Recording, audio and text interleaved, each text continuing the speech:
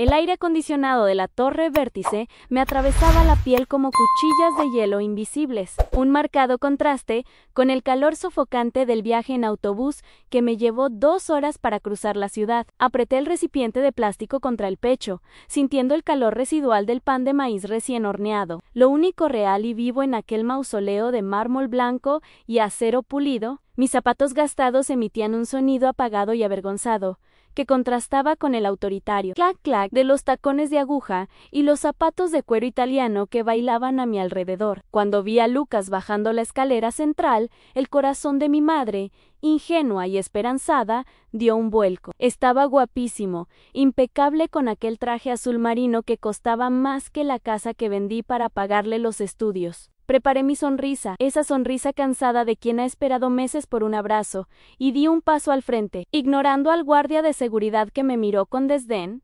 dispuesto a decirme feliz cumpleaños, hijo mío, pero la mirada que recibí a cambio no fue de amor, fue de puro terror.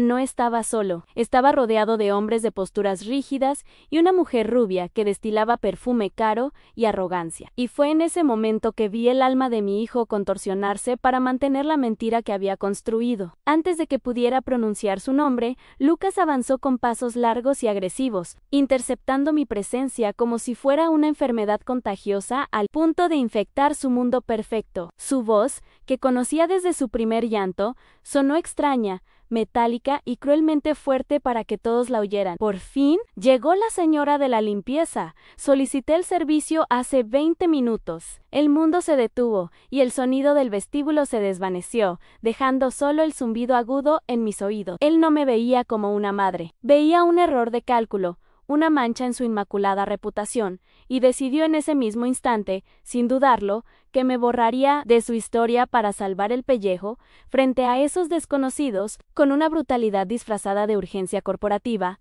Lucas agarró un paño y un pulverizador de un carrito de limpieza cercano y los puso en mis manos temblorosas. Sus uñas se clavaron ligeramente en mi muñeca en una advertencia silenciosa y desesperada. Alguien derramó café cerca de recepción. Límpialo inmediatamente antes de que tenga que llamar a tu supervisor por incompetencia, ordenó, con los ojos vidriosos por el pánico, rogándome que no lo expusiera. Miré el molde de pastel en mi otra mano, luego la cara de mi bebé, y sentí algo romperse dentro de mi pecho, un dolor agudo y físico, mayor que cualquier parto. Para no destruirlo, para no ser la vergüenza que tanto temía, me tragué mi orgullo junto con las lágrimas que me quemaban los ojos, y lentamente, con las articulaciones crujiendo, me arrodillé en ese suelo frío y espejado, aceptando el rol de sirvienta ante el fruto de mi propio vientre. Es desgarrador ver a una madre humillarse así por amor, ¿verdad? Ninguna madre merece pasar por eso. Si tú también valoras a la persona que te dio la vida, dale a me gusta ahora mismo. Y dime en los comentarios, ¿desde qué ciudad estás viendo nuestra historia? Quiero saber hasta dónde llegará la fuerza de Doña María. Todo empezó de madrugada, incluso antes de que el sol atravesara el cielo gris de las afueras, cuando el dulce aroma a maíz fresco inundó la pequeña y húmeda habitación donde me hospedo. Había ahorrado las monedas del mercado durante semanas, privándome de leche y pan fresco, solo para comprar los ingredientes de ese pastel, el favorito de Lucas desde que era un niño desdentado que se aferraba a mis faldas. Mientras mezclaba la masa en el recipiente de plástico rayado,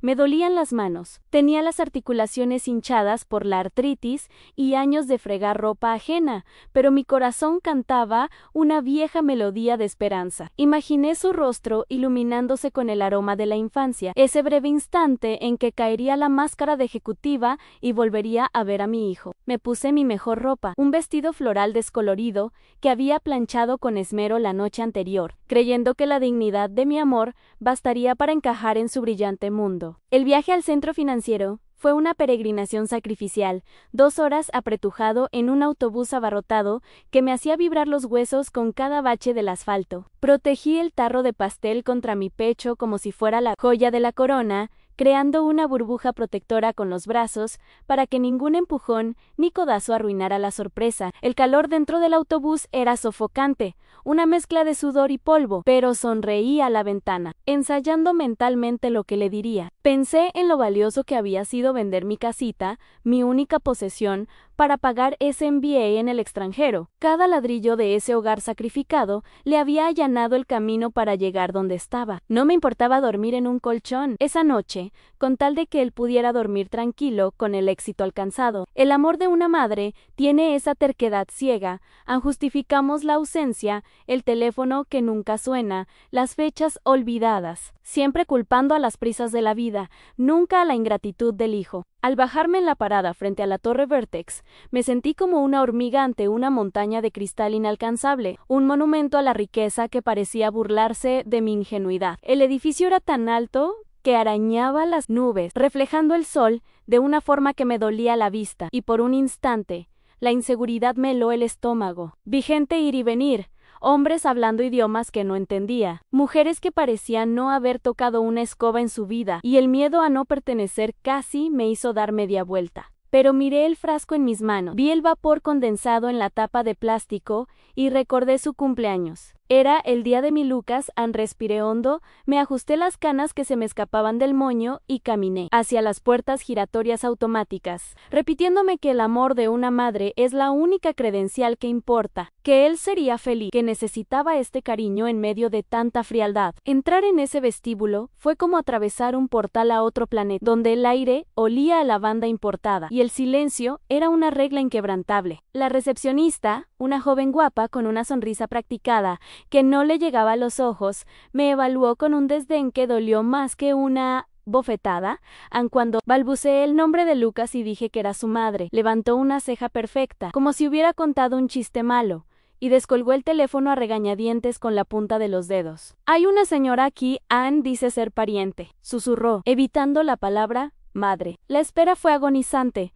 Cada minuto parecía una hora, y yo me quedé allí de pie en un rincón, con mi pastel en la mano, sintiendo las miradas de desaprobación de los guardias de seguridad quemándome la espalda, sin saber que esta ansiosa espera era solo el preludio de un dolor que jamás imaginé soportar. Mis manos son mapas geográficos de dolor y persistencia, donde cada callo cuenta la historia de una tina de ropa fregada, hasta que la sangre brotó bajo mis uñas. Pasé mi vida sumergida en lejía y detergente para ropa, inhalando vapores químicos para que el aire que Lucas respiraba fuera puro y fragante. No solo vendí mi trabajo, vendí mis días, mi salud y mi juventud, gota a gota, para asegurarme de que nunca tuviera que conocer el peso de una asada o la humillación de pedir crédito en el supermercado. Miré la ropa de diseñador que exigía, comprada con el dinero de mi almuerzo, y vi en ella una armadura que lo protegería del mundo cruel que me castigaba. Me convencí de que mi invisibilidad era el precio justo por su prominencia,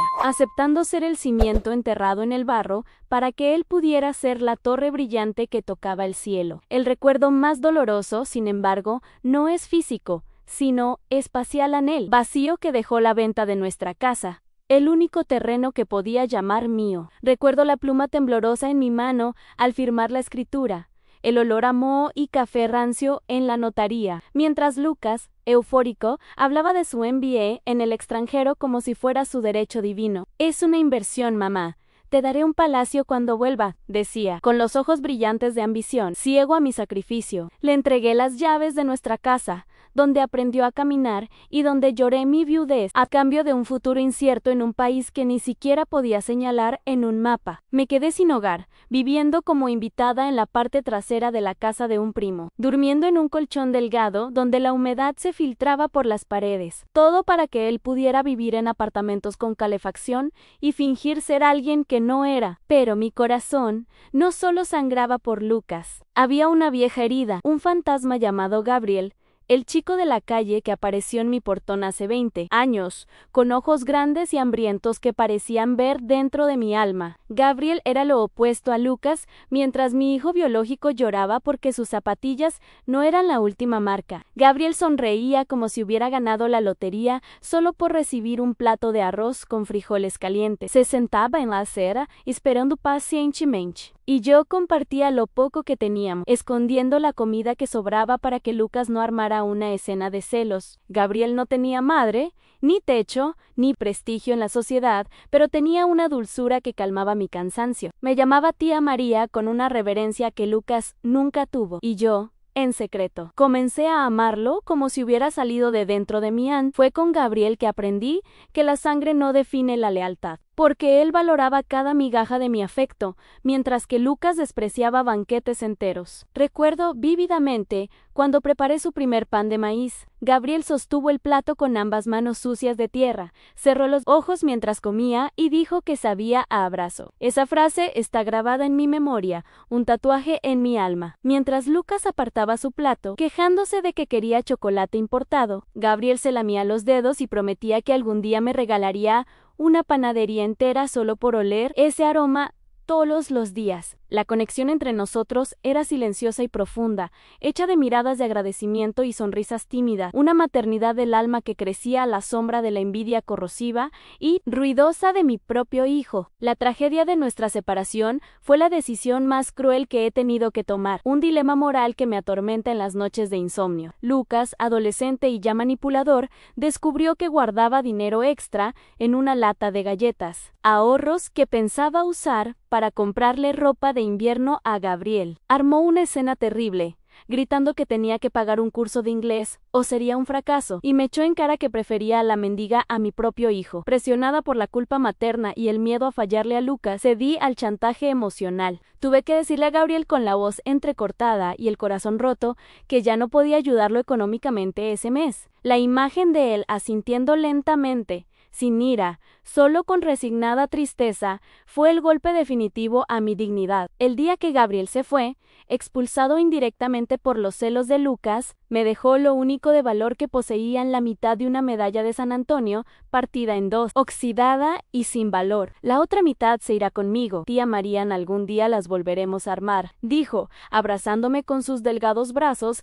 antes de desaparecer en la niebla matutina. Todavía llevo esa mitad alrededor del cuello, escondida bajo la ropa, una cadena de frío contra mi piel cálida, que me sirve de recordatorio constante de mi fracaso y mi esperanza. Lucas siempre odió esa medalla, llamándola basura, sin saber que representaba la parte de mi corazón que se fue con el niño que no di a luz, pero al que amé profundamente. Hoy vivo en este limbo emocional, confinada en una habitación donde apenas entra la luz del sol, rodeada de cajas de recuerdos y el silencio de la soledad. Lucas regresó del extranjero cambiado, pero para peor, se convirtió en un extraño que habla con voz difícil. Me visita rara vez y siempre con prisa, como si fuera una cita desagradable en su agenda. Me prohibió ir a su oficina, inventando excusas sobre normas de seguridad, pero sé que es una vergüenza. Aún así, sigo enviando cartas a la antigua dirección que me dio, cartas llenas de amor y consejos, sin saber si las leí. Lo que no sabía, lo que no podía imaginar mientras miraba las paredes descascarilladas de mi habitación, es que el destino tejía una red invisible, trayendo el pasado de vuelta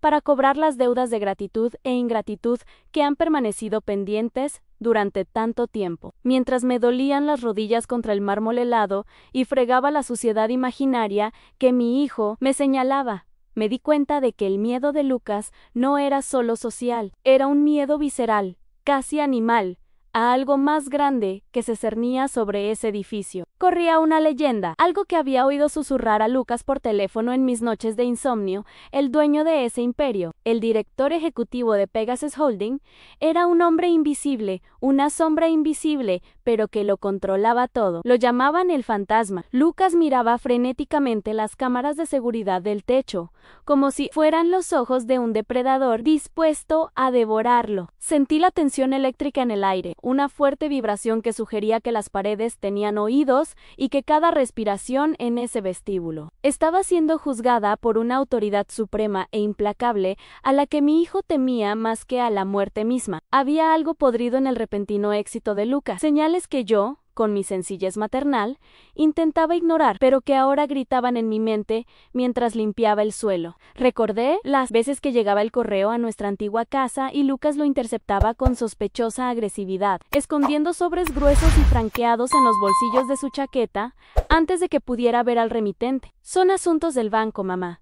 No lo entenderías, decía, pero su mirada evitaba la mía. Sentía que alguien intentaba hablarme, una silenciosa intuición de que había mensajes perdidos en el éter, voces del pasado intentando llegar a mí a través de papeles convertidos en cenizas en las manos codiciosas de mi hijo. ¿Qué escondía en esos sobres? ¿Qué secretos quemaba para mantener su fachada de ejecutivo perfecto y heredero de una fortuna inexistente alrededor de mi cuello, balanceándose rítmicamente con cada movimiento de mi brazo cansado? La mitad de la medalla de San Antonio pesaba 1 tonelada, quemándome la piel sudorosa como un hierro candente. Ese trozo de metal barato y oxidado era la única pieza del rompecabezas que aún poseía, la prueba física de una promesa hecha hacía 2 décadas por un niño sin hogar. Lucas siempre miraba esa medalla con odio, como si fuera un amuleto maldito capaz de destruir su realidad inventada. Mientras fregaba el suelo, lo vi clavar la mirada en el cordón que rodeaba mi cuello y palidecer,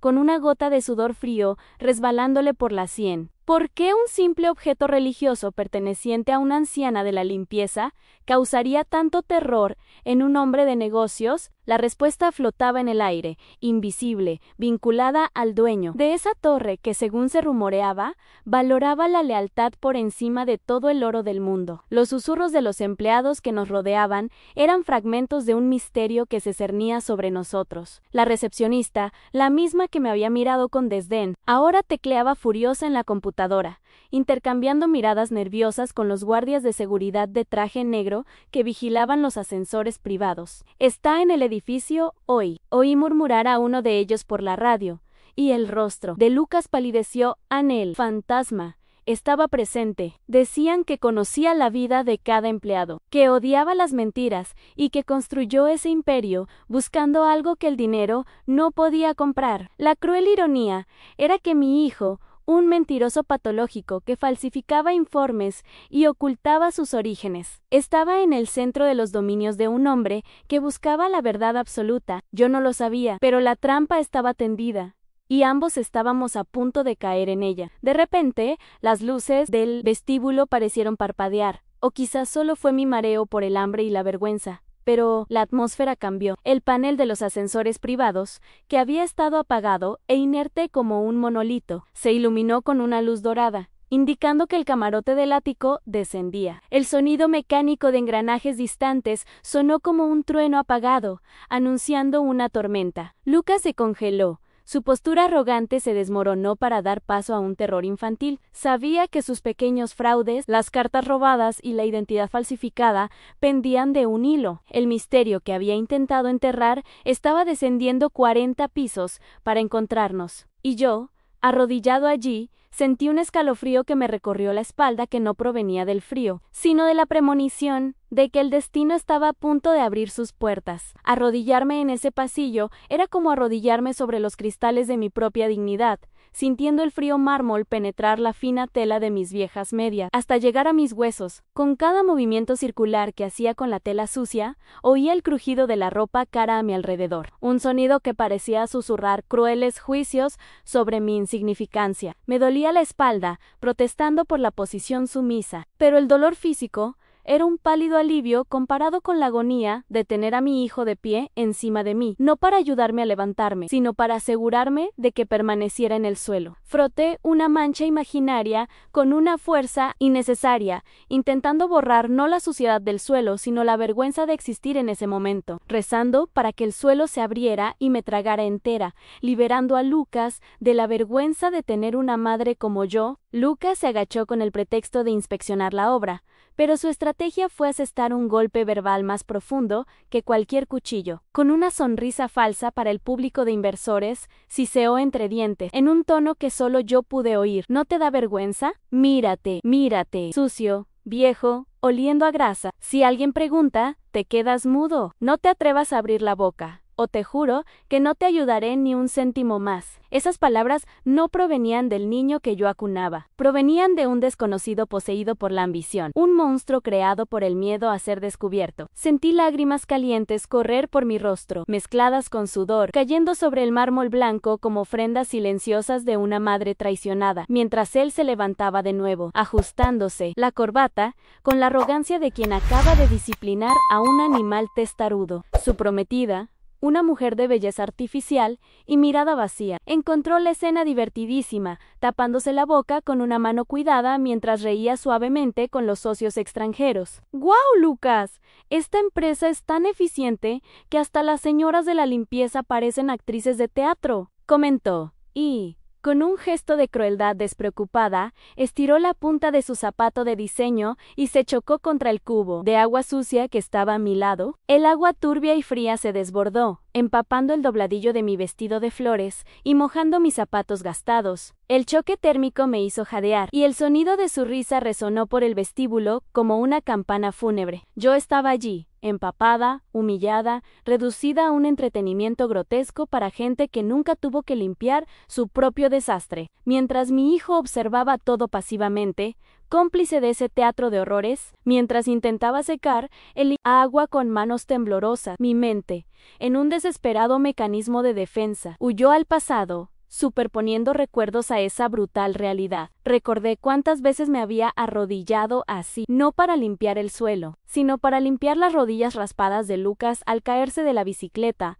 besando las heridas y prometiendo que el dolor pasaría. Mis manos, ahora despreciadas y vistas como instrumentos de limpieza, eran las mismas manos que le sujetaban la frente cuando tenía fiebre, que preparaban cada comida, que le cosían la ropa para que se sintiera igual a los demás chicos. La amarga ironía me quemaba en la garganta. Me había pasado la vida despejando el camino para que no tropezara, y ahora él me usaba para despejar el suyo, pisándome para no ensuciar sus zapatos lustrados con el barro de sus orígenes. En medio del caos de contener el agua derramada, mi brazo rozó la bolsa de plástico que contenía el pastel. Todo sucedió a cámara lenta, panta la bolsa girar en el aire, el recipiente resbalar y golpear el duro suelo con un golpe seco y doloroso. La tapa se desprendió y el pastel de maíz, aún tibio, se desmoronó en pedazos dorados sobre el suelo inmaculado, esparciendo migas como polvo de oro desperdiciado. El impacto fue como un disparo en el silencio del vestíbulo. Todo mi esfuerzo, todo el cariño invertido en esa simple masa, ahora estaba destruido, transformado en basura a los pies de aquellos ejecutivos. Miré el pastel aplastado y sentí que era mi propio corazón el que estaba allí, destrozado y expuesto. Una ofrenda de amor rechazada y pisoteada por las crueles circunstancias. Lo que sucedió a continuación fue una invasión sensorial que nadie podría haber predicho. El aroma del pastel, dulce, cálido y reconfortante, con notas de maíz fresco y coco, surgió de los escombros y comenzó a extenderse, luchando contra el aire acondicionado estéril y el olor químico de la limpieza. Ese aroma era una entidad viva, un recuerdo olfativo del hogar, de la infancia, de la cocina de la abuela, algo tan puramente humano y auténtico que se sentía como una ofensa en ese entorno artificial. Vi narices arrugarse, algunas con disgusto, otras con sorpresa, mientras la pobre y deliciosa fragancia invadía el santuario del capitalismo. Era el olor de mi alma llenando el vacío de ese edificio, una denuncia silenciosa de que la vida real latía allí, lo quisieran o no. Lucas se quedó mirando el pastel destrozado, con el rostro desencajado en una máscara de furia y pánico absoluto, como si hubiera detonado una bomba sucia en plena recepción. Sabía que ese olor era una prueba irrefutable de mi identidad, un rastro que vinculaba al exitoso ejecutivo con el cocinero de las afueras. ¿Qué has hecho?, gritó, perdiendo la compostura por primera vez, con la voz entrecortada. Miren esta porquería, seguridad. Saquen a esta mujer de aquí ahora mismo. Está contaminando el lugar. Retrocedió, como si las migas del pastel fueran tóxicas, intentando distanciarse físicamente de la catástrofe, pero el daño ya estaba hecho. La tensión había llegado a su punto álgido, y el universo, conspirando a través de ese simple aroma, estaba a punto de abrir las puertas a lo impensable. En medio de ese caos silencioso, noté un sutil cambio en la atmósfera, empezando por el mostrador de mármol, donde la recepcionista,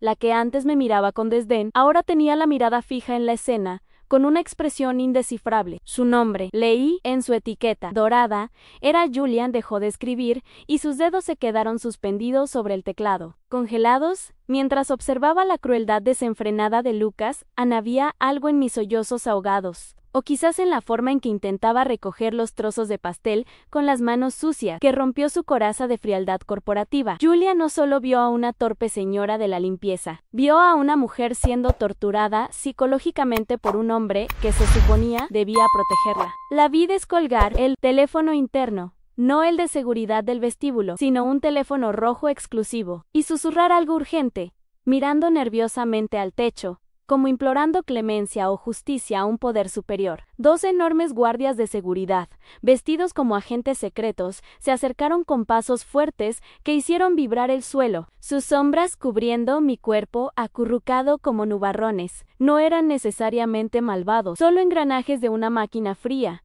entrenados para eliminar los disturbios visuales en ese templo de la perfección. Lucas, al ver el refuerzo, se sintió empoderado y me señaló con un dedo tembloroso de ira. «Saquen a esa mujer de aquí. Échenla a la calle. Es una amenaza para la higiene del lugar».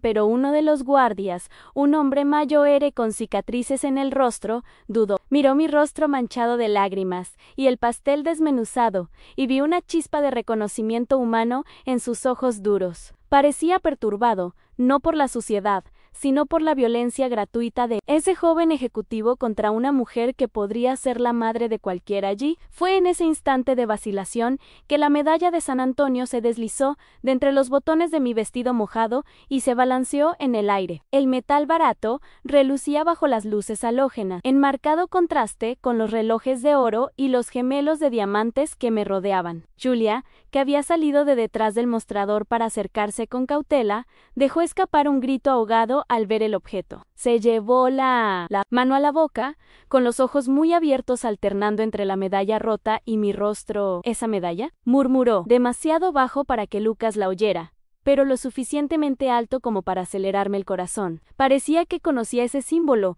como si esa mitad oxidada fuera la llave maestra de un secreto guardado bajo llave en ese edificio. El misterio no solo residía en mi historia, estaba grabado en las paredes de ese lugar y mi presencia allí activaba mecanismos invisibles. El olor a pan de maíz seguía extendiéndose desafiante, subiendo por las escaleras y penetrando los conductos de ventilación, llevando consigo la esencia de un pasado que se negaba a morir. Noté que otros empleados dejaban de hacer lo que estaban haciendo, olfateando el aire con expresiones confusas y nostálgicas. Era como si ese aroma fuera una llamada, una señal de humo que alertaba a la tribu de que algo sagrado había sido violado. Lucas, desesperado, intentó apartar los trozos de pastel con una patada, ensuciándose los zapatos italianos con crema y maíz, en una danza patética y grotesca. «Apesta a pobreza», gritó, con la voz entrecortada en un agudo histérico. No se daba cuenta, cegado por el ego, de que ese olor era lo único verdadero en ese ambiente estéril, y de que la verdad tiene un poder de atracción que la mentira jamás podrá imitar. La tensión aumentó cuando el teléfono rojo del escritorio de Julia volvió a sonar, un sonido estridente y continuo que atravesó el murmullo del vestíbulo, como una sirena antiaérea. Todos los guardias de seguridad se pusieron rígidos al instante, como soldados al oír el toque de corneta de su general. Julia respondió. Escuchó 2 segundos y palideció, con los labios palideciendo. Miró a Lucas con una mezcla de lástima y terror. «Señor Lucas», dijo con voz temblorosa, interrumpiendo su rabieta. «Está ahí arriba, en el tejado. El sistema de monitorización del aire lo detectó. Preguntaron qué pasa. Ya baja la mención de él». Hizo que el rostro de Lucas palideciera en el miedo a el fantasma. El director ejecutivo que nunca apareció había transformado a mi hijo, el tirano del vestíbulo, en un niño asustado a punto de recibir su castigo final. Lucas me agarró del brazo con fuerza bruta, sus uñas clavándose en mi carne flácida, intentando ponerme de pie. «Tienes que desaparecer ahora», me susurró al oído, escupiendo las palabras. Pasé años escondiendo sus cartas, años borrando el rastro de ese maldito huérfano. No voy a dejar que lo arruines todo ahora. Si te ve, si sabe que eres mi madre. Estoy muerta. En ese momento de pánico, confesó lo impensable. Las cartas en el huérfano Lucas lo sabía. Siempre supo que Gabriel estaba vivo y que intentaba encontrarme. Interceptó mi felicidad, robó mis recuerdos y bloqueó el reencuentro que tanto anhelaba, todo por envidia y codicia. El dolor de esa revelación fue mayor que la humillación pública. Fue la puñalada final de un hijo que prefirió verme sufrir en soledad antes que verme sonreír en los brazos de otro hijo, aunque fuera un hijo de corazón. Antes de que pudiera procesar la traición, un sonido profundo y mecánico resonó por el vestíbulo, proveniente de la pared de mármol negro del fondo. Las puertas de los ascensores privados, que parecían selladas como la entrada de una bóveda, comenzaron a abrirse lentamente. Una luz dorada emanó del interior de la cabina, bañando el suelo sucio y el pastel triturado con un resplandor casi celestial. El silencio que invadió el vestíbulo fue absoluto, sepulcral. Nadie se atrevía a respirar. La prometida de Lucas retrocedió. Los inversores agacharon la cabeza y los guardias de seguridad formaron un pasillo humano instintivo. Lucas me soltó, con las manos temblando incontrolablemente, y se retiró a las sombras, intentando distanciarse del limpiador en el suelo. Yo permanecí allí, arrodillado, con la medalla en el pecho y el corazón en un puño, esperando el juicio de Dios o del diablo que estaba a punto de emerger de aquella caja de luz. Cuando por fin se abrieron las puertas del ascensor privado, no hubo anuncio ni trompetas, solo un vacío de silencio que pareció absorber todo el oxígeno del vestíbulo, dejándonos asfixiados por la anticipación. El aire acondicionado parecía haber bajado la temperatura a bajo cero, congelando el tiempo y el espacio, mientras un grupo de hombres con trajes gris plomo emergía en formación militar, con rostros impenetrables, sin expresión alguna. No miraban la lujosa decoración, ni a los ansiosos inversores. Sus ojos recorrían la sala en busca de defectos, amenazas, imperfecciones. Yo, acurrucado en el suelo, me sentía el error más evidente de esa ecuación, una mancha humana que chocaba con esa sinfonía de poder y control. Lucas temblaba visiblemente a mi lado, su arrogancia disolviéndose en un temblor patético, pues sabía, con la certeza de un condenado, que aquellos hombres eran los heraldos de una autoridad que no toleraba mentiras, y su vida era una catedral, construida sobre cimientos de falsedad. Tras la barrera humana de guardias de seguridad y asistentes, una silueta permanecía inmóvil en la tenue luz de la cabina del ascensor, una sombra alargada que proyectaba autoridad sin necesidad de dar un solo paso. No pude ver su rostro de inmediato, pero su postura irradiaba una energía que reconocí, una mezcla de fuerza bruta y melancolía solitaria que me provocó escalofrío. No se fue de inmediato, se quedó allí, como un depredador olfateando el viento, y supe, con un instinto que trascendía la lógica, que olía algo, el aroma a pan de maíz triturado, que para Lucas era el olor de la vergüenza y la pobreza. Parecía un imán irresistible para aquel hombre, un mensaje codificado que cruzaba el abismo social entre el ático y el vestíbulo. Vi la cabeza de la sombra inclinarse ligeramente, inhalando profundamente, y con ese simple gesto, el mundo corporativo de cristal y acero empezó a resquebrajarse. Lucas notó el interés de la figura oculta, y el pánico llenó sus ojos, transformándolo en un animal acorralado dispuesto a todo por sobrevivir. Se agachó rápidamente, fingiendo limpiar la tierra con el pie, pero en realidad susurraba amenazas venenosas en mi dirección, desesperado por hacerme desaparecer. Si pregunta, te quedas muda, no existes. Siseo, con gotas de sudor corriéndole por la frente maquillada. Intercepté todas las cartas, borré todos los correos. Se cree que no tiene a nadie. Si abres la boca y arruinas mi legado moral, haré que te internen en un manicomio y morirás solo. En su confesión, hecha en el calor del miedo, confirmó lo que mi corazón ya sospechaba.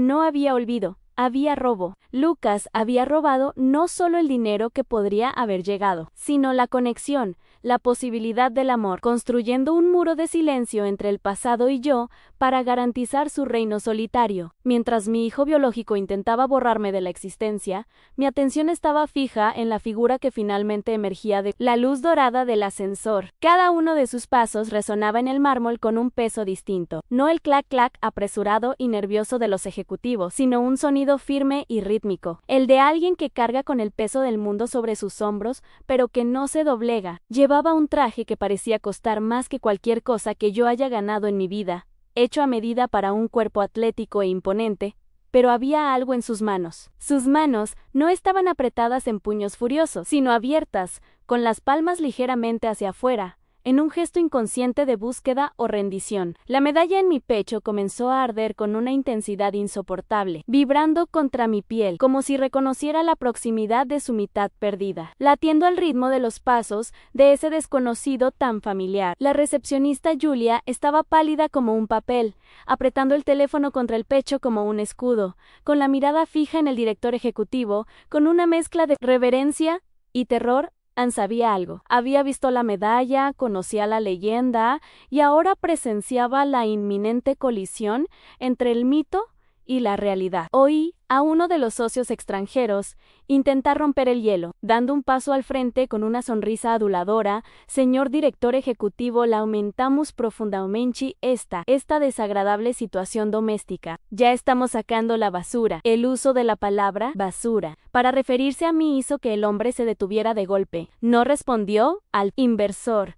Ni siquiera lo miró. Su cabeza daba vueltas lentamente, ignorando los millones de dólares en contratos, ignorando a la prometida de Luke, ignorando a la seguridad, y sus ojos, que aún no podía distinguir, se centraron con precisión láser en el epicentro de aquel desastre, el pastel destrozado y la anciana. Arrodillada junto a él, Ann fue el momento más tenso de mi vida. Un segundo que se alargó hasta el infinito, donde el destino contuvo la respiración antes de pasar página. Lucas intentó un último movimiento desesperado, interponiéndose físicamente entre el hombre y yo, abriendo los brazos en un falso gesto protector. Señor, por favor, no se ensucie los zapatos. Esta mujer está desequilibrada. Entró en el edificio. Ya llamé a la policía. Mintió, con la voz entrecortada. Pero la mentira sonó hueca, frágil como un cristal fino. El hombre extendió una mano grande y callosa, sí, callosa, a pesar del traje de sed, a menos, y apartó a Lucas con la facilidad con la que se espanta una mosca molesta, sin violencia, pero con absoluta autoridad. Lucas tropezó y cayó, perdiendo la dignidad, y el camino entre el fantasma y yo quedó despejado. Dio otro paso, entrando en mi campo de visión, y cuando la luz del vestíbulo iluminó su rostro, el tiempo se detuvo y el pasado chocó violentamente con el presente. Cuando la luz reveló el rostro de aquel hombre, el tiempo se plegó sobre sí mismo,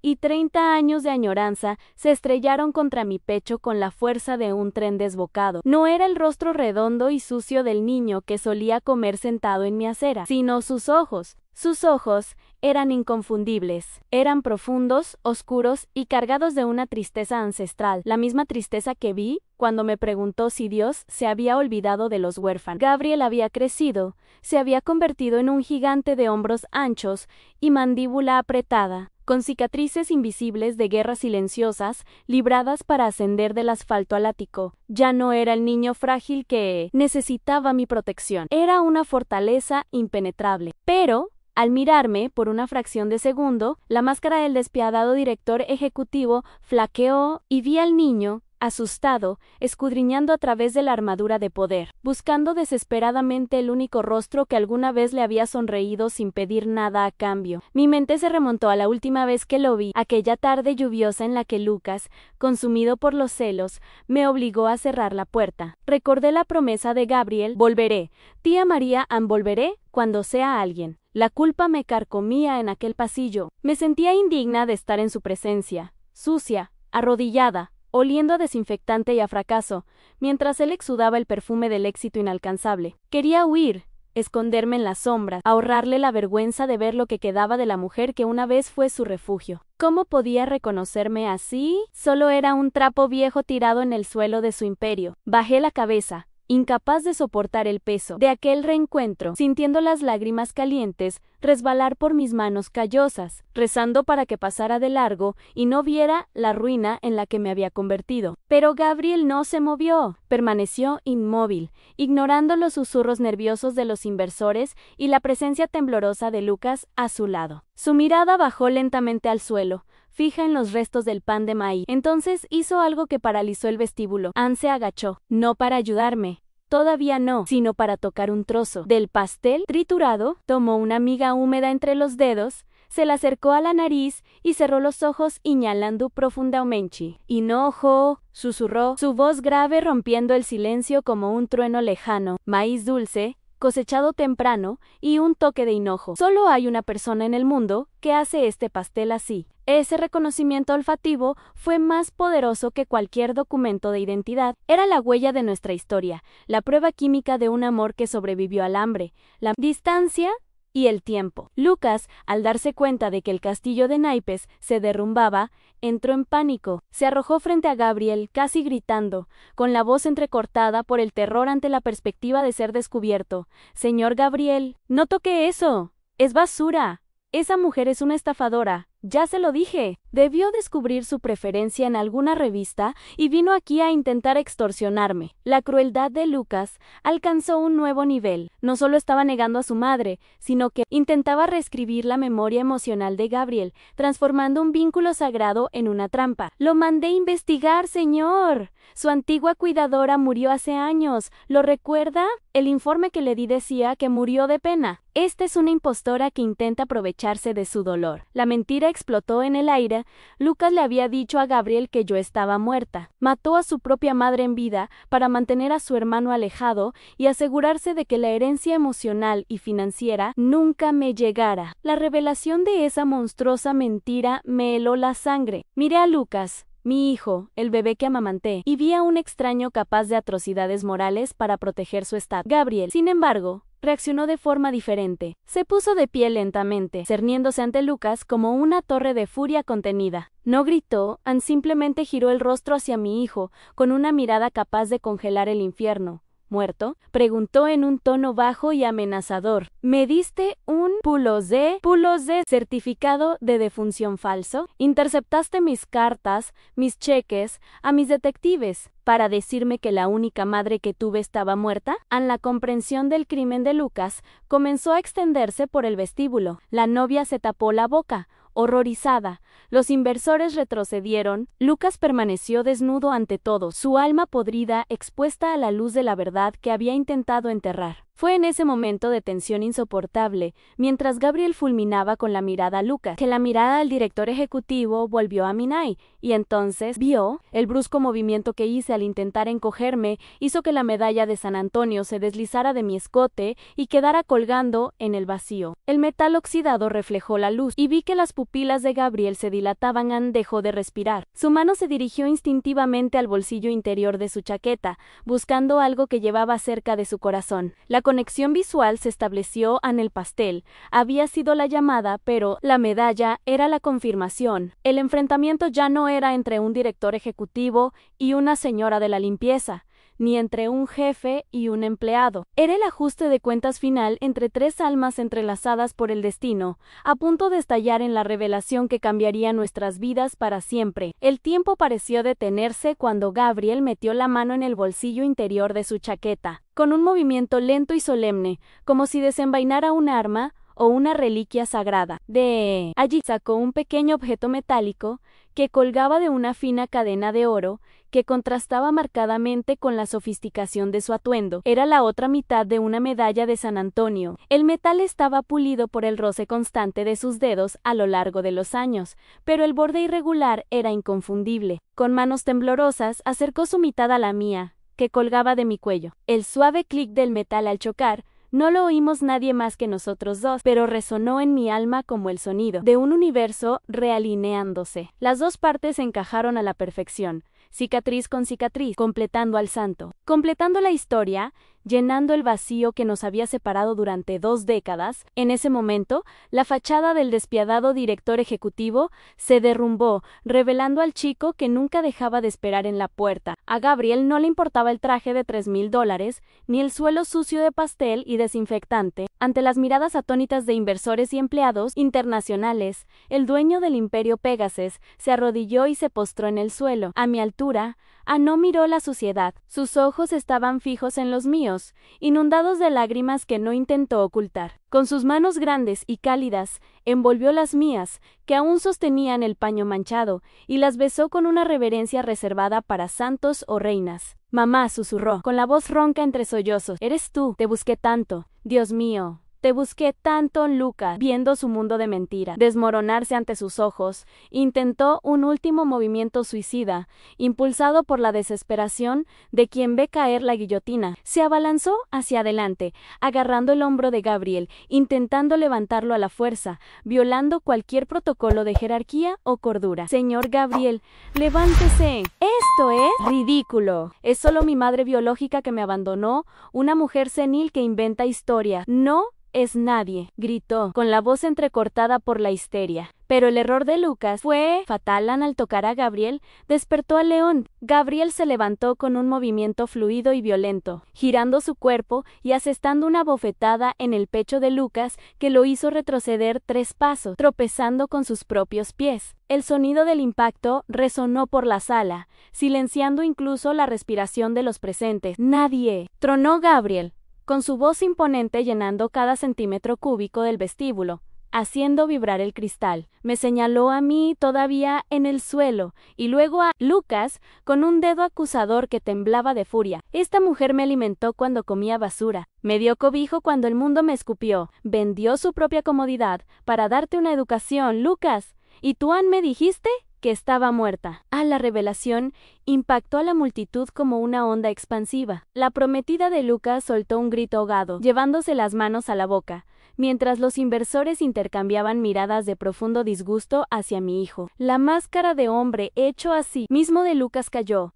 revelando el rostro grotesco de un parásito desagradecido que canibalizó a su propia madre para alimentar su ego. Gabriel no se detuvo ahí. Estaba decidido a desenterrar toda la podredumbre. Se giró hacia mí, su expresión se suavizó, pero el dolor en su voz era palpable. Tía María, te envié cartas, te envié dinero, cada mes, durante 10 años. Cheques que podrían haberte comprado una mansión. Quería sacarte de esa vida, darte el descanso que te mereces. ¿Dónde está todo? Miré a Lucas, confundida y devastada. Dinero, balbuceé. Nunca recibí nada, hijo mío. Lucas dijo que las cartas eran avisos de cobro, que el banco me perseguía en la verdad, cruda y brutal. Se desplegó ante mí en Lucas, no solo me negó, me robó, interceptó la gratitud de Gabriel y la transformó en lujo para sí mismo, dejándome vivir en la miseria mientras él gastaba la fortuna destinada a mi comodidad. La furia de Gabriel se convirtió en una declaración escalofriante. Se volvió hacia los guardias de seguridad, quienes ahora veían a Lucas no como un jefe, sino como un criminal. Llamen a los auditores ahora. Quiero un rastreo completo de cada centavo desviado de las cuentas personales que envié a esa dirección. Y llamen a la policía. Esto es malversación, fraude y estafa contra una persona mayor. Lucas cayó de rodillas, no por remordimiento, sino por el peso de la derrota. Intentó sujetar la mano de su prometida, suplicándole apoyo, pero ella lo apartó violentamente, arrancándole el anillo de compromiso del dedo y arrojándoselo al pecho. Eres un monstruo, dijo con frío desprecio, alejándose de él como si tuviera una enfermedad contagiosa. Allí, en el suelo de mármol, Lucas se quedó solo, rodeado solo por los restos de su ambición. Pero el verdadero clímax no fue la caída de Lucas, sino mi propio ascenso. Gabriel se giró hacia mí, ignorando el caos legal que se desataba a nuestro alrededor. Extendió ambas manos, una invitación silenciosa para que abandonara ese lugar para siempre. Al tomar las suyas, sentí una fuerza que me impulsaba hacia arriba, no solo física, sino espiritualmente. Me levantó con facilidad, y por primera vez en años sentí que no llevaba el mundo sobre mis hombros. El mundo me sostenía a mí. Quitó su propia chaqueta de diseñador y la colocó sobre mis hombros, cubriendo mi vestido mojado y manchado, en un gesto de protección que me confirió una verdadera dignidad, mucho mayor que cualquier título o posición que Lucas pudiera ostentar. A partir de hoy, nadie volverá a humillarte, mamá, declaró Gabriel, lo suficientemente alto para que todos lo oyeran, legitimando nuestra relación ante el mundo. Me rodeó los hombros con el brazo, apretándome contra su cuerpo sólido, y su aroma, una mezcla de colonia cara y ese mismo olor infantil a necesidad de consuelo, me envolvió. Miré el pastel destrozado en el suelo, luego a Lucas llorando por su ruina, y finalmente a Gabriel. Se había hecho justicia, no con violencia, sino con la fuerza imparable de la verdad. Ya no era la señora de la limpieza invisible, era la madre del rey, coronada por la lealtad de un hijo elegido por su corazón, mientras su propio hijo se ahogaba en su propio orgullo. Ver a mi hijo, mi sangre, escoltado fuera del edificio por los mismos guardias de seguridad a quienes ordenó expulsarme, fue el dolor más paradójico que he sentido jamás. Una mezcla de agonía maternal y un alivio terrible, como si finalmente me hubieran extirpado un tumor maligno. Lucas no miró atrás. Caminaba cabizbajo, esposado no solo por el frío metal de la policía, sino por el peso aplastante de sus propias decisiones, arrastrando los pies sobre el mármol que tanto veneraba y que ahora presenciaba su completa ruina. La justicia divina no llegó con rayos ni truenos, sino en el respetuoso silencio que se instaló en el vestíbulo, donde nadie se atrevió a defender al hombre que humilló a su propia madre. Lloré, sí, pero no eran lágrimas de sumisión, eran lágrimas de luto, por el niño que pudo haber sido y por el hombre vacío en el que decidió convertirse, despidiéndose de la tóxica obligación de protegerlo de sí mismo. Gabriel, al notar mi temblor, no me soltó ni un segundo, al contrario, me guió hacia los ascensores dorados, esos portales prohibidos que minutos antes parecían inalcanzables para alguien como yo. Mientras caminábamos, vi a la recepcionista Julia y a los demás empleados bajar la cabeza, no con miedo, sino con genuina reverencia, reconociendo que la limpiadora era de hecho la matriarca de aquel imperio. Cuando las puertas se cerraron, aislándonos del mundo exterior, sentí la ascensión física y espiritual. El ascensor ascendía velozmente hacia el cielo, dejando atrás el suelo manchado de pastel y lágrimas. Gabriel me sujetó la cara entre sus grandes manos y dijo, con la firmeza de quien proclama una ley, nunca volverás a limpiar el suelo de nadie, madre. Me cuidaste cuando no tenía nada. Ahora todo lo que tengo es tuyo. En ese lujoso cubículo, al ascender al ático, sentí que una cadena se rompía en mi pecho, liberándome de años de culpa y excesivo autosacrificio. Me había pasado la vida creyendo que mi valor dependía de cuánto pudiera sufrir en silencio para aprovechar el éxito de Lucas, aceptando migajas como si fueran banquetes. Pero la mirada de adoración de Gabriel me enseñó, en ese instante, que el amor no se trata de servidumbre humillante, sino de gratitud y honor mutuo. Comprendí que no había fracasado como madre. Lucas había fracasado como ser humano. Comprender esto fue como respirar aire fresco por primera vez, después de décadas bajo el agua. La vergüenza que Lucas había intentado inculcarme se disolvió, reemplazada por una cálida dignidad que irradiaba de su chaqueta sobre mis hombros, una armadura de amor que me devolvió la realeza que me habían robado. Cuando las puertas de la azotea se abrieron, revelando una vista panorámica de la ciudad que parecía una alfombra de luces a nuestros pies, comprendí que mi vida había cambiado para siempre. No se trataba del dinero ni del lujo que Gabriel ponía a mi disposición. Se trataba de ser vista. Yo, María Elena, la mujer invisible del patio trasero, estaba ahora en la cima del mundo, sostenida por el brazo fuerte de un hijo que me había elegido. La justicia poética residía no solo en el castigo de Lucas, sino en mi exaltación. Entré en aquella imponente oficina no como una visitante indeseada, sino como la dueña moral de todo. Miré al horizonte y, por primera vez en años, no vi preocupación ni escasez. Vi un futuro donde por fin podría descansar, sabiendo que el amor verdadero, el que nace del alma y no de la sangre, había ganado la guerra. Mirando ahora a través del cristal blindado del ático, viendo la ciudad iluminarse como un mar de estrellas artificiales, me doy cuenta de la dolorosa y hermosa ironía del destino que entrelazó nuestras vidas. Dicen que la sangre es el vínculo más fuerte que existe, una cadena inquebrantable que une a padres e hijos a través de la biología, pero hoy aprendí, con el alma limpia por las lágrimas, que la sangre es solo un detalle genético. La verdadera familia no nace del vientre materno, sino del encuentro de corazones que eligen cuidarse mutuamente cuando el mundo les da la espalda. Lucas llevaba mi ADN en cada célula, pero era un completo desconocido, un parásito emocional que me chupó la vida para alimentar su vanidad. Gabriel, el niño sin nombre y sin hogar, solo llevaba hambre y gratitud, y fue él quien me devolvió la dignidad que mi propio hijo intentó arrebatarme. La medalla de San Antonio reposa ahora completa sobre mi pecho,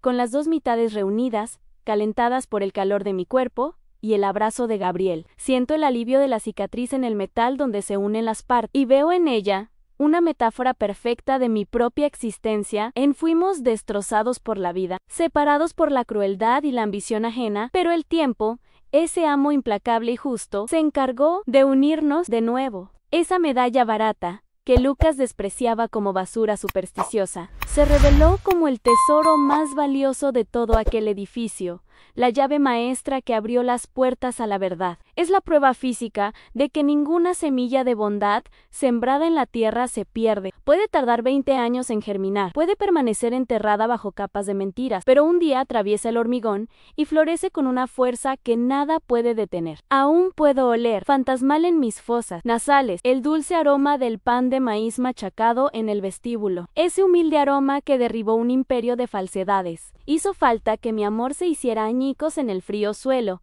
hizo falta que me redujeran al polvo de la humillación, para que la esencia de la verdad pudiera alzarse y llegar a quienes necesitaban sentirla. Dios escribe derecho con renglones torcidos, y a veces necesita que volquemos la olla para que la fragancia se extienda. Ese pastel no fue desperdiciado, fue una ofrenda sagrada, el sacrificio final que desenmascaró al monstruo y trajo al hijo pródigo, el verdadero. De vuelta a casa, la sencillez triunfó sobre la arrogancia, el maíz triunfó sobre el caviar, la madre de la limpieza triunfó sobre el ejecutivo intocable, demostrando que la autenticidad es una fuerza de la naturaleza contra la que ninguna máscara social puede resistir. Me siento en el sillón de cuero italiano que Gabriel me acercó y, por primera vez en décadas, no me duelen las piernas de estar tanto tiempo de pie, y mis manos no están ásperas por el jabón, sino sostenidas con ternura por las manos de un hombre poderoso que me mira con adoración. La sensación de seguridad es tan abrumadora que me marea. Saber que ya no tendré que contar centavos para la leche,